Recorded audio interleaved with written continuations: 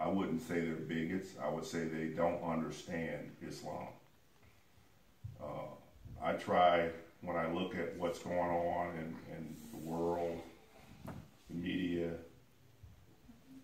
interfaith, people being able to get along, different faiths, different religions, different races and all that. I try to look at it more objective than probably most people.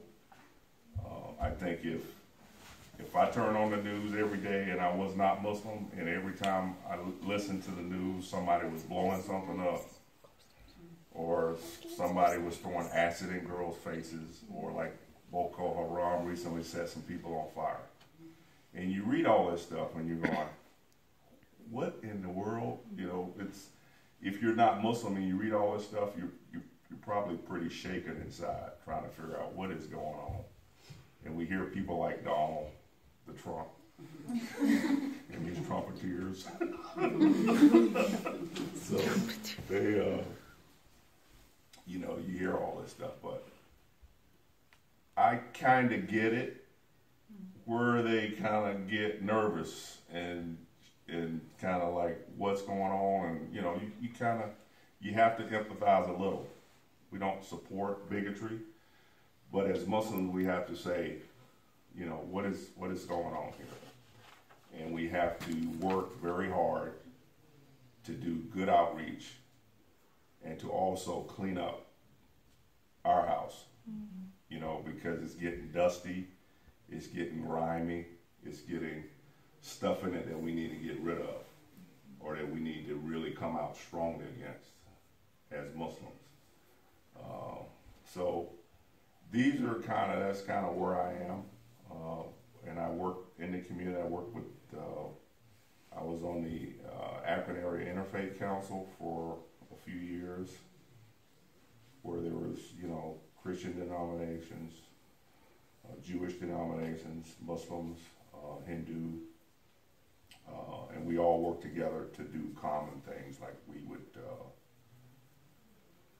we'd have like events where we would bring the broader community in, and we'd do things that we could all do together as a common thing. We fed the hungry. We gave money to the Akron Canton Food Bank. We helped different organizations in the community, like battered women, and doing things for veterans, trying to provide for veterans that, you know, went to war and came back and they were struggling or whatever. We worked in all of these, a lot of different areas we worked. And what I did find is the work that I did is that the Muslim community in general, as a whole, was not very enthusiastic about the work. In other words, when it was time to recruit people to say, can you do this? Can you do that? Can you come? Can you show up for this event? Can you help us with this? You know, it was always a struggle, which was frustrating. And I think that's still the case now. I've kind of moved away from the board of directors because I did that work for probably 6 or 7 years, as an aggregate together. There was, you know, I was vice president, I was a PR manager, PR person for the public relations. And I wanted to step away for a while and give some other people some opportunities to get involved. But I think some of the same endemic issues that we have faced with interfaith and people's involvement are still there, and that's frustrating. And it's frustrating too, sort of, and this is just being frank, you know, when you go to high schools, you go to universities, you go to churches, and these are some of the things that I did. The gorilla in the room is always, why are Muslims so violent, or why do they find a need to do this and that, you know? And I'm a convert to Islam. I know the religion because I've studied it. I've not went to formal institutions of study, but I have read very deeply on a lot of things that have to do with this religion. So I find myself having to, as a non-Muslim, raised in a non-Muslim environment, having to defend stuff that's just crazy or try to explain it away. You know what I mean? So that was frustrating. And I talk about my frustrations, but the joy of it was just being able, knowing that I was able to help someone understand Islam a little better, and to know that Muslims aren't terrorists. We're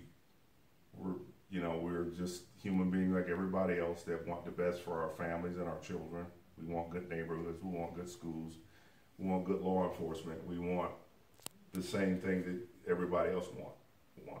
So I think it's very important to be out there allowing people who have questions in their minds or misconceptions in their minds to understand and see a person like myself. And there were times when I would try to drag my wife to come along and, participate. And, being having a female present is always good because, everybody thinks that if a woman wears a scarf, her husband's like dragging her by whatever. You got to wear this and you got to do this way, and, they don't have a choice.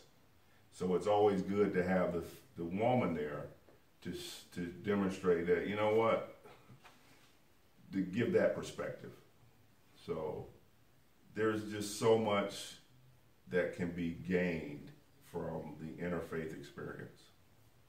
And I kind of veered off a little bit and talked about some of my own frustrations, but the best parts of it are just the fact of building bridges and creating an environment where people who are different can see each other and see the good in each other and work together towards goodness. So I think my interfaith work is still not done. I'm almost sure that it's not done. Still have people wanting me to get involved even today. But